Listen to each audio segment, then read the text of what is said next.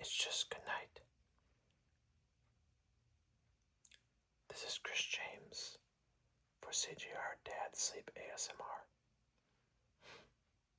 I'm here to help you fall asleep, and more importantly, stay asleep. So let's start off the day, settle in, and get into a story together. Tonight, we continue on with Chapter 2 of the classic, Winnie-the-Pooh.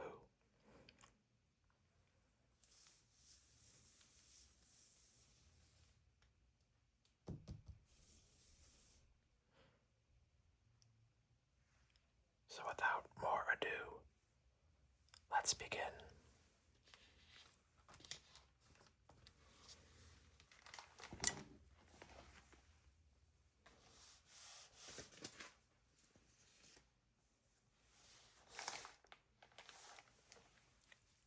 Chapter 2, in which Pooh goes visiting and gets into a tight place.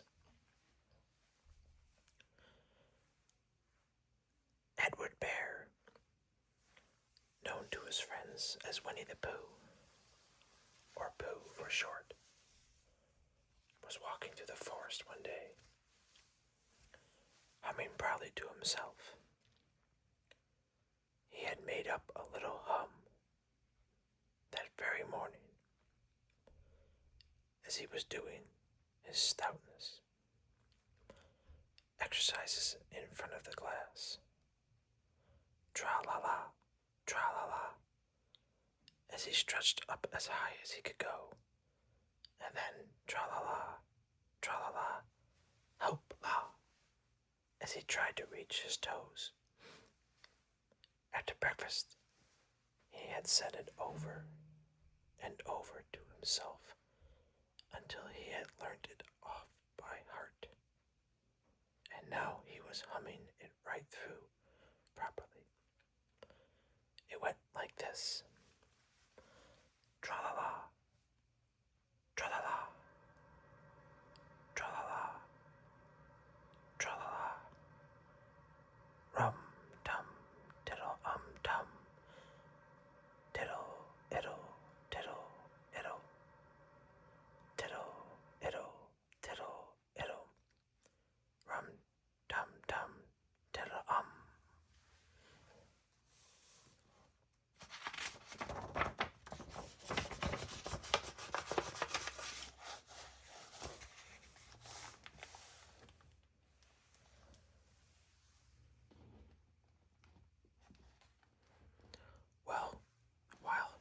While he was humming this hum to himself and walking along gaily, wondering what everybody else was doing and what it felt like being somebody else, when suddenly he came to a sandy bank, and in the middle of the bank was a large hole. "Ah!" said Pooh. "Rum-tum, diddle-tum. If I know anything about anything, that hole means rabbit," he said. "And rabbit means company," he said. "And company means food and listening to me humming and such like. Rum-tum-tum, diddle-um." So he bent down, put his hand into the hole, and called out, "Is anybody at home?" There was a sudden scuffling noise from inside the hole, and then silence. "What I said was, 'Is anybody at home?'" called out Pooh very loudly. "No," said a voice, and then added, "You needn't shout so loud. I heard you quite well the first time, brother," said Pooh. "Isn't there anybody here at all?" "Nobody." Winnie-the-Pooh took his head out of the hole and thought himself.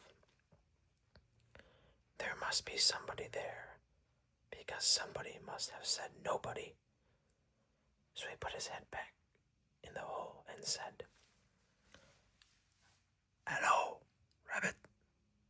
Isn't that you?" "No," said Rabbit, in a different sort of voice this time. "But isn't that Rabbit's voice?" "I don't think so," said Rabbit. "It isn't meant to be." "Oh," said Pooh. He took his head out of the hole and had another think, and then he put it back and said, "Well, could you very kindly tell me where Rabbit is?" "He has gone to see his friend Pooh Bear, who is a great friend of his." "But this is me," said Bear, very much surprised. "What sort of me?" "Pooh Bear." "Are you sure?" said Rabbit, still more surprised. Quite sure," said Pooh. "Oh, well then come in."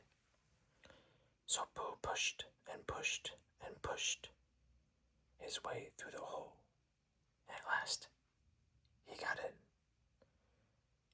"You were quite right," said Rabbit, looking at him all over. "It is you.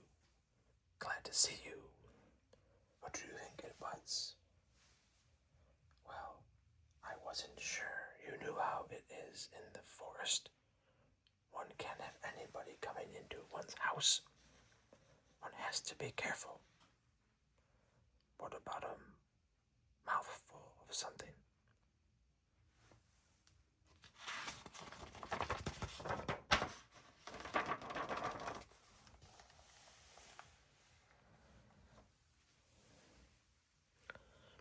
Pooh always liked a little something at 11 o'clock in the morning, and he was very glad to see Rabbit getting out the plate and mugs. And when Rabbit said, "Honey or condensed milk with your bread," he was so excited that he said, "Both." And then, so as not to seem greedy, he added, "But don't bother about the bread, please." And for a long time after that he said nothing, until at last, humming to himself in a rather sticky voice, he got up, shook Rabbit lovingly by the paw, and said that he must be going on. "Must you?" said Rabbit politely. "Well," said Pooh Bear, "I couldn't stay a little longer. If you..." And he tried very hard to look in the direction of the larder. "As a matter of fact," said Rabbit, "I was going out myself directly." "Oh, well, then I'll be going on. Goodbye." "Well, goodbye, if you're sure you won't have any more." "Is there any more?" said Pooh quickly. Rabbit took the covers off the dishes and said, "No, there wasn't." "I thought not," said Pooh, nodding to himself. "Well, goodbye. I must be going on." So he started to climb out of the hole. He pulled with his front paws and pushed with his back paws, and in a little while his nose was out in the open again, and then his ears, and then his front paws, and then his shoulders, and then... "Oh, help," said Pooh. "I'd better go back." "Oh, bother," said Pooh. "I shall have to go on." "I can't do either," said Pooh. "Oh, help and bother."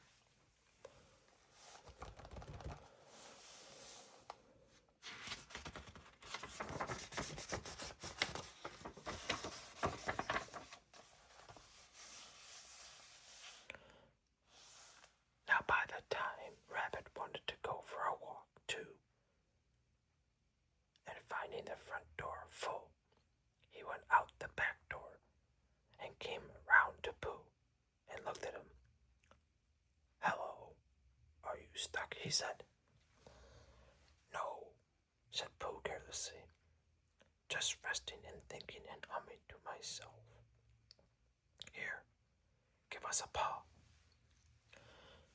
Pooh Bear stretched out a paw, and Rabbit pulled and pulled and pulled. "Ow!" cried Pooh. "You're hurting." "The fact is," said Rabbit, "you're stuck." "It all comes," said Pooh crossly, "of not having front doors big enough." "It all comes," said Rabbit sternly, "of eating too much." "I thought at the time," said Rabbit. "Only I didn't like to say something," said Rabbit, "that one of us was eating too much," said Rabbit.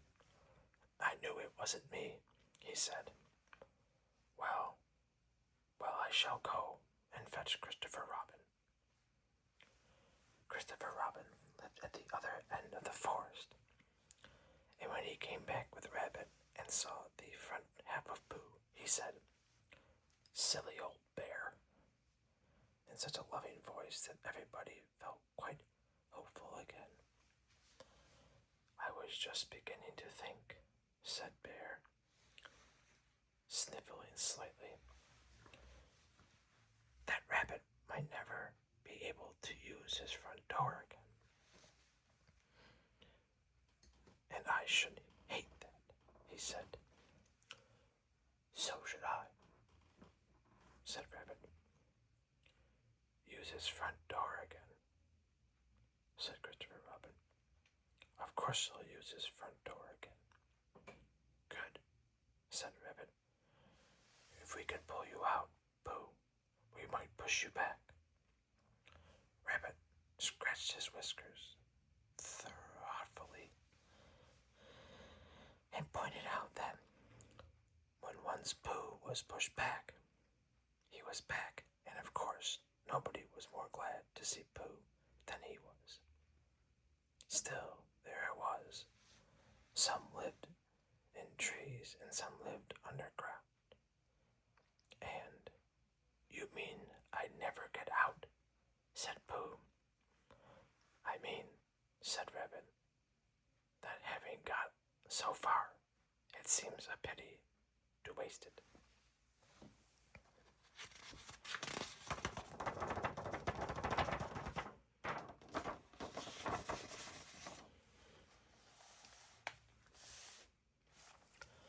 Christopher Robin nodded. "Then there's only one thing to be done," he said. "We shall have to wait for you to get thin again." "How long does getting thin take?" said Pooh anxiously. "About a week, I should think. But I can't stay here for a week." "You can stay here all right, silly old bear. It's getting you out which is so difficult." "Well, read to you," said Rabbit cheerfully. "And I hope it won't snow," he added. "And I say, old fellow, you're taking up a good deal of room in my house. Do you mind if I use your back legs as a tall horse? Because, I mean, there they are, doing nothing. And it would be very convenient just to hang the towels on them." "A week?" said Pooh gloomily. "What about meals?" "I'm afraid no meals," said Christopher Robin, "because of getting thin quicker. But we will read to you." Bear began to sigh, and then found he couldn't because he was so tightly stuck. And a tear rolled down his eye as he said, "Then would you read a sustaining book, such as would help and comfort a wedge bear in great tightness. So for a week, Christopher Robin read that sort of book at the north end of Pooh, and Rabbit hung his washing on the south end. And in between Bear felt himself getting slender and slenderer. And at the end of the week, Christopher Robin said, "Now." So he took hold of Pooh's front paws, and Rabbit took hold of Christopher Robin, and all Rabbit's friends and relations took hold of Rabbit, and they all pulled together.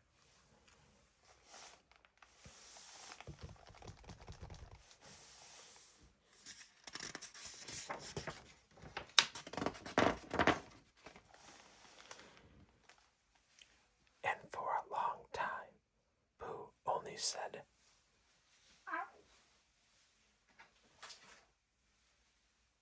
and "Oh." And then all of a sudden, he said, "Pop," just as if a cork were coming out of a bottle.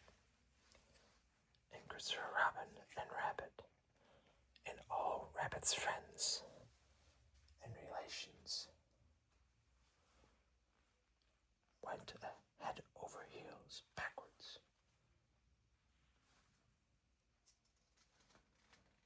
And on top of them came Winnie-the-Pooh, free.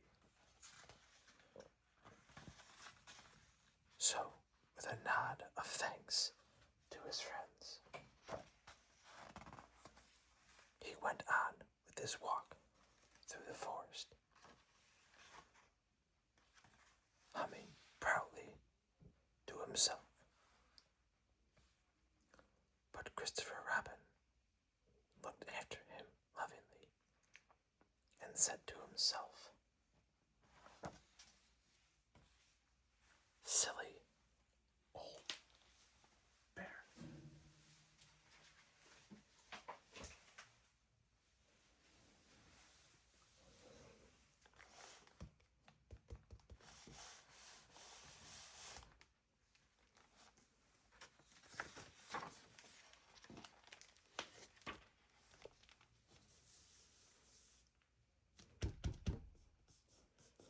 And that is where we will leave Pooh Bear and Christopher Robin for tonight. Safe and sound in the 100 Acre Wood.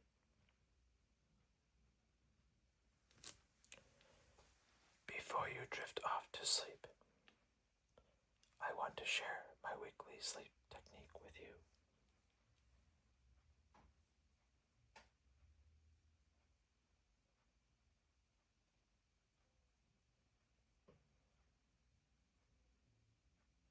As a dad, I know we all end up with our phones in our hands at the end of the day. In fact, you're probably listening to this on one right now, and that is perfectly okay. We just need to protect your rest.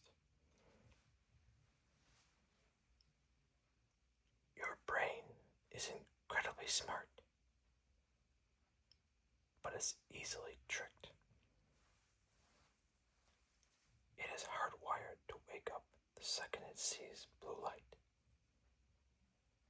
The bright glow pouring out of most screens. If you scroll through bright videos in the dark, you are literally telling your brain that the sun is rising. So, if you are using your phone to wind down with a bedtime story or a podcast, let's set a boundary. Turn your screen's brightness all the way down. Switch your phone to the warm amber night mode. some blue light blocking glasses.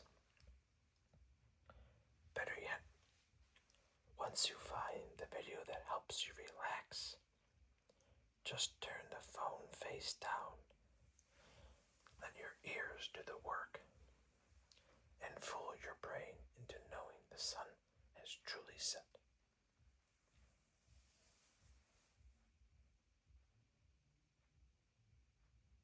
I actually listen to YouTube ASMR videos on my phone to help me fall asleep. I have the ones I like and pick them out a couple hours before bedtime. Then, when I get into bed, I turn it on and turn my phone off or turn it over so I don't look at the screen. So tonight, since you are listening to this right now, go ahead and flip that screen over. Let the room go completely dark. Let your breathing slow down. You've done enough for today.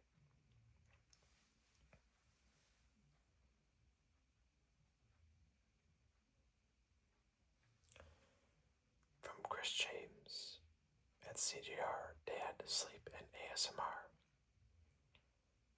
Happy sleep, pleasant dreams, and a wonderful tomorrow. And as always, keep your head in the clouds. I'll see you again soon. Good night.